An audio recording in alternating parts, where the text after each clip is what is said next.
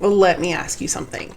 As you get older or perhaps busier in your life, how many times have you forgotten something super significant and then you're like, oh my gosh, it's like my brain is a garbage disposal and just ate that thought or that information.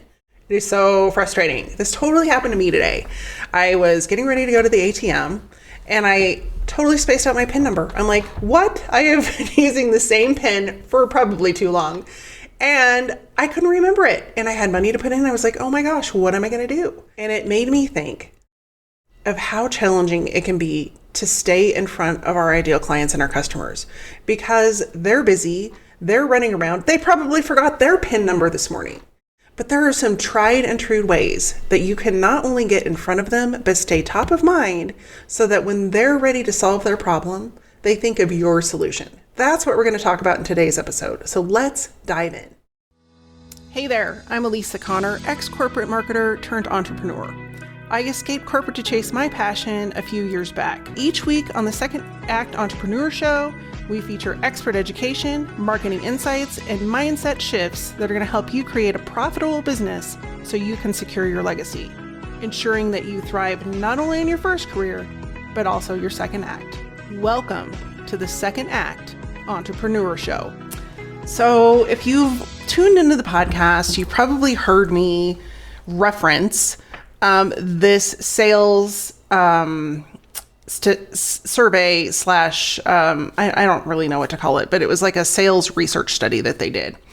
And it was quite a shock to me. That's why I keep referencing it. But in this study, what they found is that 2 to 3% of people are actually ready to purchase once they seek out and reach out to your brand, which means there's 97% of people that either aren't even looking or have just started the process of looking to solve a problem. And some people go a long time on their journey living in pain. And so that could be in a business sense, that could be a pain where they know they need to be on social media, but they don't have time to do it, so they just don't do it, or they're overwhelmed to get on video, or they're don't know what to post or whatever, or they feel like it's too late. All of these things can apply. And so until the pain gets so bad, like they don't have anyone in their funnel, no one's calling them, they're losing business to competitors, all of those different things, until something shifts in their mindset, they're not going to be looking for a solution. However, when we can reach them before they even know that there's a solution available to help them with that, it puts a little ticker in their brain about, hey, that's out there. So when I'm ready, or if they have just started searching out an opportunity, it puts a ticker in front of them that says, hey, they can help me with that. I need to go back and think about that. On average, it takes 8 to 12 touch points for a client to move forward and purchase. 8 to 12. Most people, I was trying to see if I had a statistic, but most people, it's somewhere in the 90 to 95% of salespeople will stop reaching out after 1 or 2.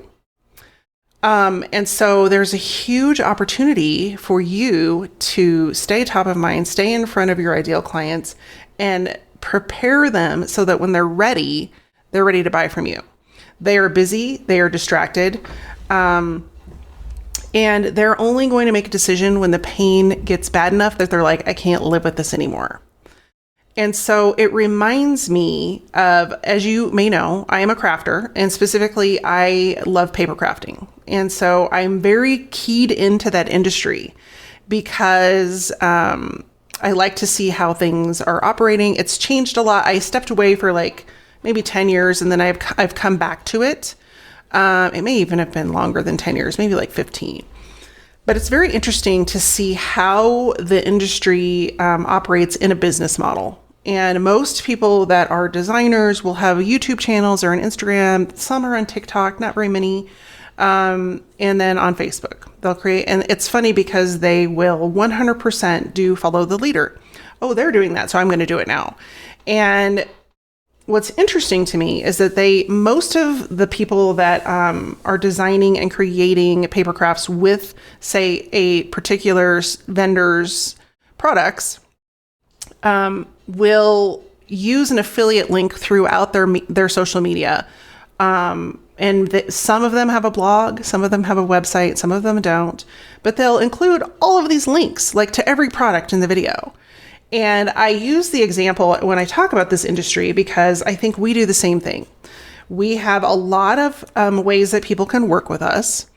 And so we may put links out on social media or whatever. But what happens is that if you're using an affiliate link and you don't stay top of mind with that specific link and get it in front of people in specific ways, they get busy. They may click on the link and then the dog throws up on the carpet. The kids are screaming because they got to go to school. The phone rings.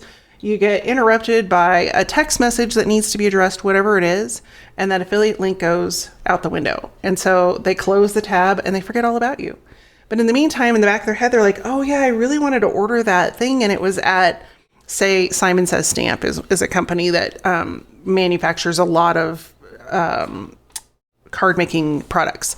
So I'm just going to go over to their website and I'll order it. And your affiliate opportunity is out the window because they close the tab. You're no longer getting credit for that affiliate link.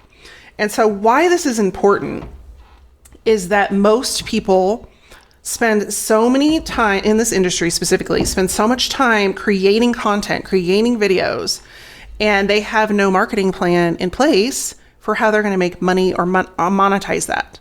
And so I want you guys to learn from that mistake. Because a lot of times in small business, we just jump on the next bandwagon, the next trend, and we just start randomly creating marketing collateral or posts or whatever it might be. But we don't have a method to our madness. And so in order to stay top of mind, you've got to have a method to your madness, which is exactly why I created my strategy guide. And it's a free download for you. It walks you through a 5-point checklist of creating a marketing strategy so you know that you're not just going to throw your time and energy at something and have it not lead somewhere. So if you are struggling with creating a plan for your marketing, go and grab that guide. You can get it at elisaconnor.com/strategy guide.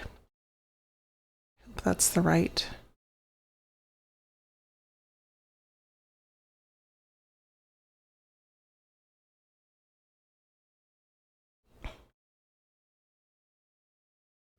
You can get your free copy at elisaconnor.com/strategy-guide. And I'll put the link in the show notes, both on the video, if you're watching the video version of this, or on the podcast version. You can find those over on my website at elisaconnor.com/podcast. So besides having a strategy, there are some other ways to stay top of mind, and they should be a part of your strategy. And number one is my personal favorite. If you've been around for a while, you probably know this already, but it's email marketing. And a lot of times, I just had an experience recently where I signed up for someone else's challenge. It was an area I'm interested in, and I was like, oh, this is going to be really great. And I had a conversation with this lady. She's awesome. She's super knowledgeable in her area of expertise, which is hormone balance for women and weight loss. And so I was like, oh, well, that totally makes sense. As you know, you're going through different changes in your life. It makes sense to, jump in on this challenge. And so when I signed up, I got an email that said, hey, you're in. And then I got no other correspondence until 10 minutes before the webinar. Well, by then I was like, did I even sign up for this? I totally forgot. And so as business owners, we think, oh, they signed up, they're totally going to show up. But we don't take into mind or consideration all the other things going on in their life that we already talked about at the beginning of this episode that are going to distract them from showing up. And so some people are like, I don't want to send too many emails. But the reality is that people, if they're interested and they really do want to solve this problem, they want those emails as a clicker in their head to go, oh yeah, I was going to go to that. Oh yeah, I completely forgot. And I have even started my own day where I'm like, I signed up for this and I totally want to remember to do it. It's on my calendar, but then 25 things show up on my to-do list and I forget.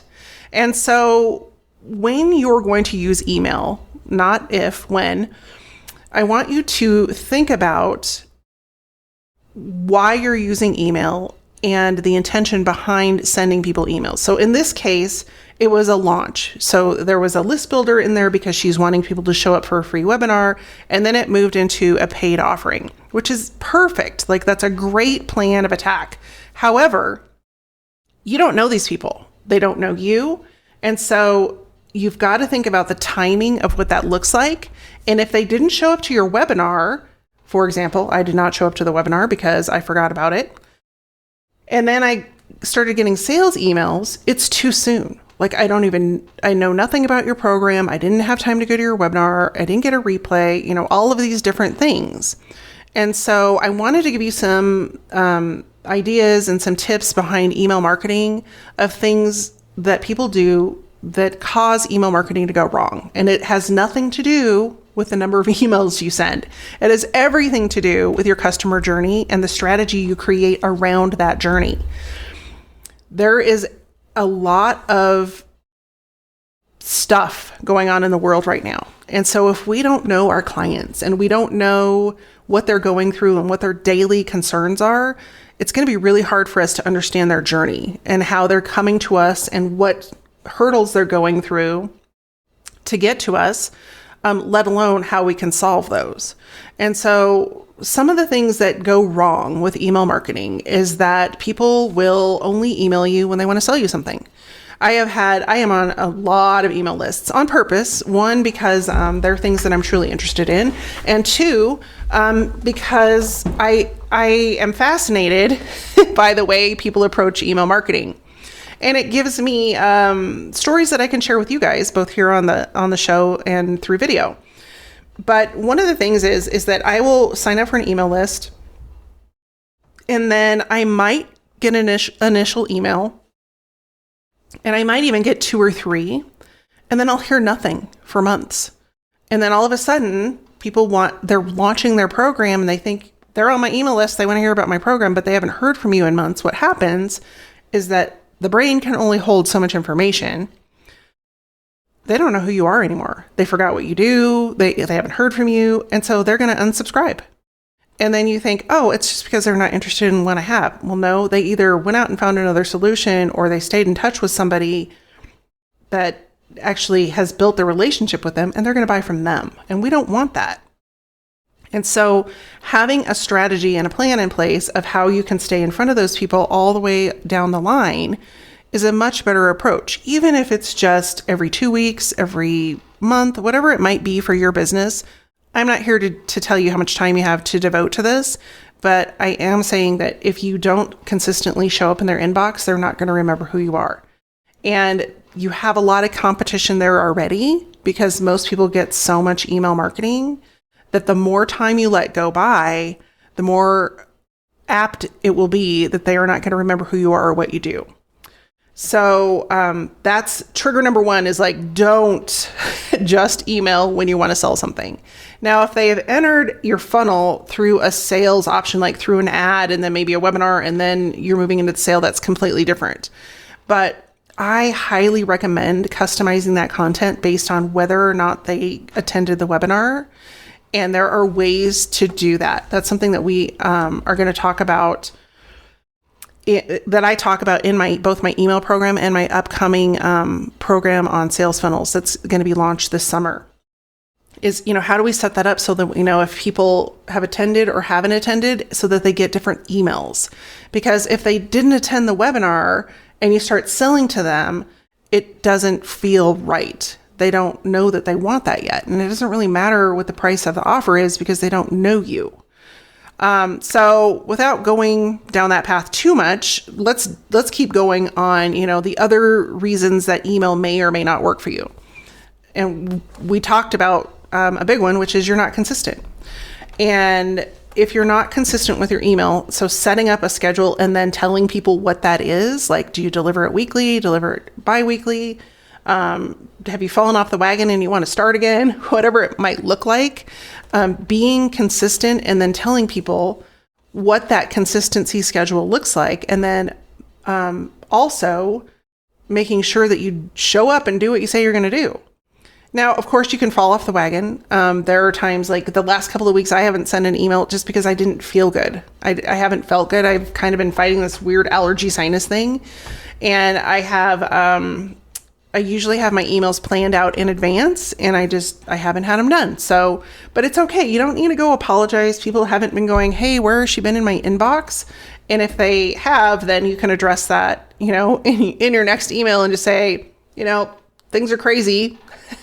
It's springtime and allergies have been nuts, or whatever you want to say, but tie it into the rest of your email.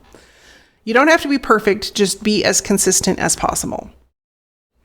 And then the third reason that email doesn't work is that I see so many people that want to just copy other people's emails and use templates and use these pre-written emails. But the problem with that is that people have connected with you because they want to know you, they want to work with you, and they want to understand your business. When you're using somebody else's word, somebody else's template, it's no longer you. It's not your personality, and there's an energetic inconsistency there. And so it's fine to go get ideas from other people's emails and get like some inspiration, but then take the time and write an email from your personality, your point of view, and put your signature on it, your energetic and otherwise personality signature on it. My mentor talks about I guess it's a philosophy, I'm not really sure, but it's called Eine. And what it is an energetic exchange between people. And so it sort of applies to this. The energetic exchange usually has to do with a monetary reason. So for example, when people say, hey, I should give away my founding membership for free, I automatically say, no, don't do that. Because if there's not an exchange in energy, it's more than just exchanging money for a product. It's an exchange in actual energy. That person will not commit to the program because they don't have any stake in the game. And so the same thing happens with the energetic frequency of how you're creating your marketing. If you have your own energetic frequency, and if something is off, people know, they can tell. And it's not something, it has nothing to do with how you show up, with what you or maybe it does, but it's more of a subconscious behavior.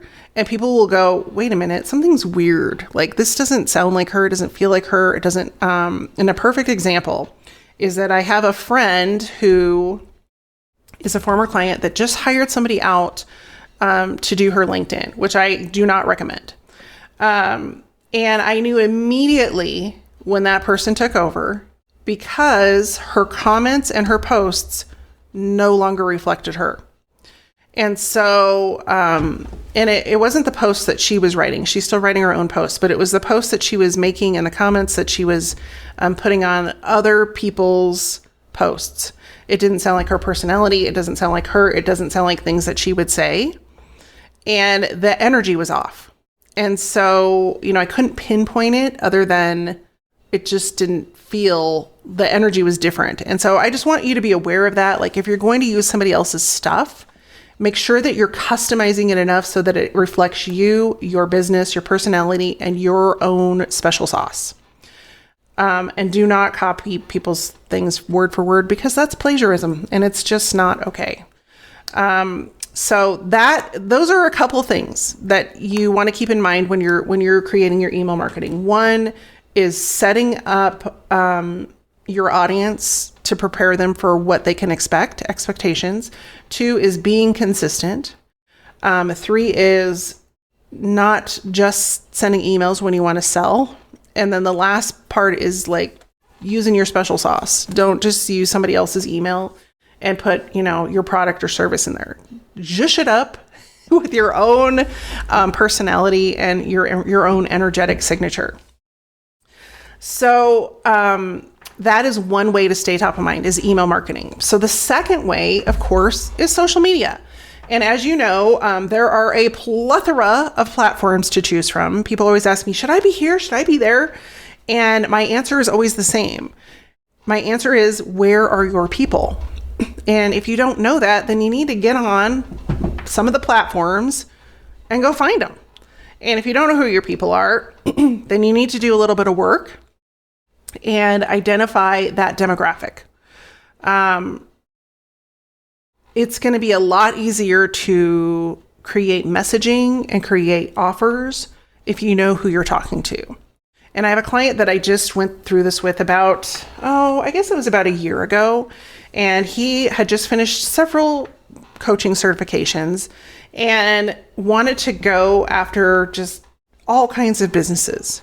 And when we started to dig into his experience and his specific knowledge base, it was around family business. And I was like, so why would you not want to just work with family businesses?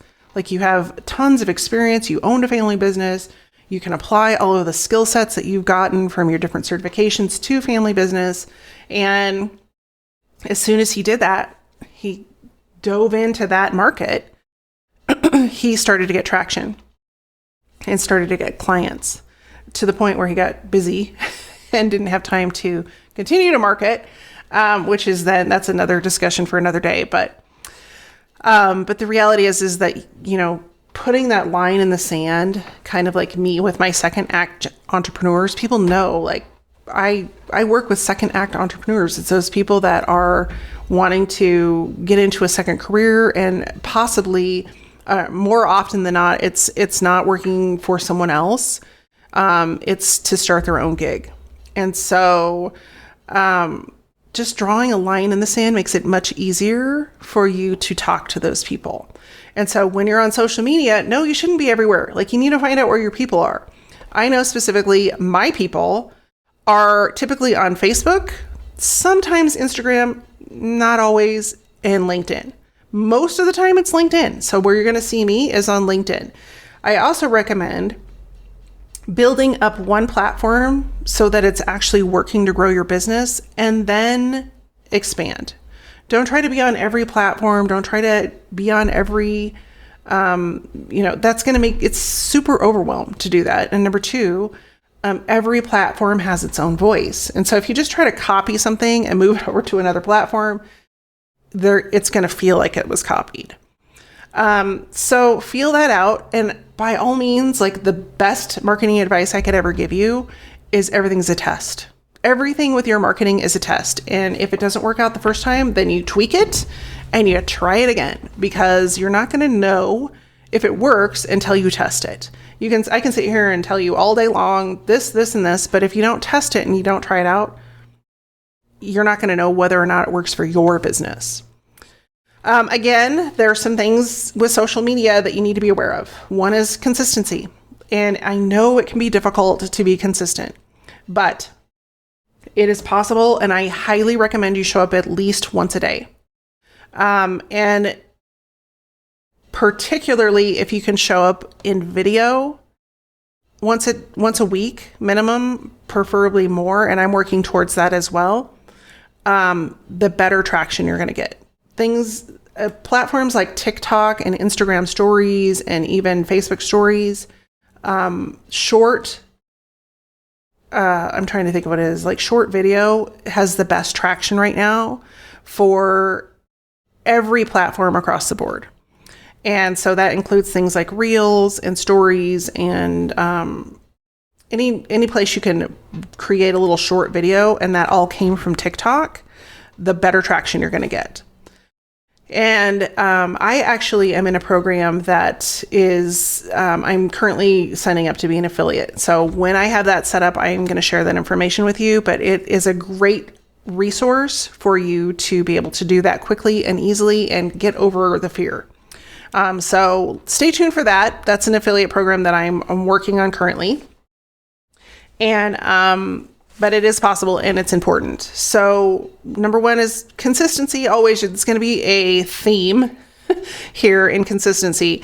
And then the other piece that I see with social media, and I see this all the time, especially with YouTube channel creators, is that they create these great massive channels and they're getting paid, residuals from YouTube on the back end. But the problem is that, as we know, social media moguls change their mind. And so when you have created your entire business on someone else's platform, you have set yourself up for the probability that you could be put out of business overnight. And so when you're participating on social media, you always want to make sure that you are sending people back to something you own. And the two places that you own, that you have ownership when it comes to your marketing is number one, your website, and number two, your email list. And so I always look at your website as your home base. Like, even if you don't have the fanciest website in the world, have information there that people can gather and either contact you, join your email list, whatever it is that you want them to do next, schedule a call, because the sooner you can move them off of social media, the better it's going to be for you. And that is across the board. I don't care if you're on Facebook, you're on Instagram, you're on TikTok, all of the things. You need to move people off of that platform and into something that you own sooner than later. And most people don't have this set up at all. I was just on a YouTube channel yesterday. On my lunch hour, I totally binge craft space tours because my crafting space is a hot mess. It's just a hot mess. And I really want to work on organizing it. And I'm doing a lot of cleaning out and things that I don't use anymore and stuff like that. And so I'm always looking for inspiration, like how they set it up. And I ran across a suggested video from a gal that I don't even know where she's from. I can't remember her name even, but I always look at people's channels, and her video was awesome. She did a really great job of going behind the scenes, probably a little too in-depth for me, just because I was like, can we move it along? But she has like, I don't know, 80,000 subscribers. And I was like, oh, let me check this chick out. Like, does she have a store? How's she making money from this thing? And I could not find a website. I could not find a shop. I could not find anything besides social media links for her. And she's creating tons of videos. Like, I think she does 2 or 3 a week. And I don't even think she had affiliate links in her. She might have had affiliate links, but I don't remember her mentioning affiliate links. And so it led me to conclude that she was getting paid through YouTube views, which is great until YouTube changes their mind and says, yeah, we're not going to pay you anymore. You're going to actually pay us to put your content here. And if you think that's far-fetched, like that's not going to happen, take a look at how much content is created on a daily basis. There is only so much room on the internet, and the priority is going to be given to the people that are paying to put their information in front of you. And the pathway for that is advertising right now. You see how many people are paying to advertise, and that the cost of advertising is going up on every single platform. Well, at some point, these platforms are going to say, we don't have enough room to put everybody's stuff up here all the time.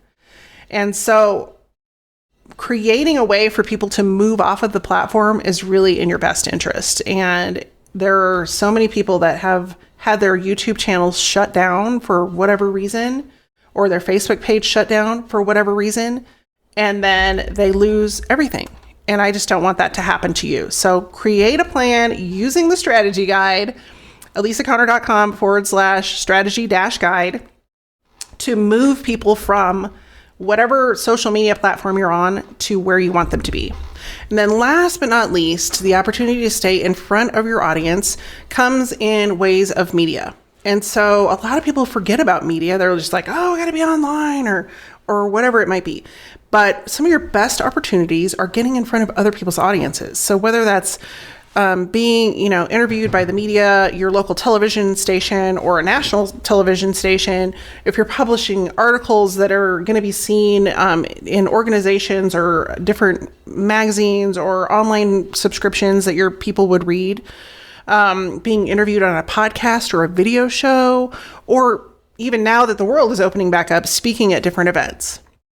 And so, again, have a strategy behind all of those different components. If you're going to go speak somewhere, what's the next logical step for people to do business with you?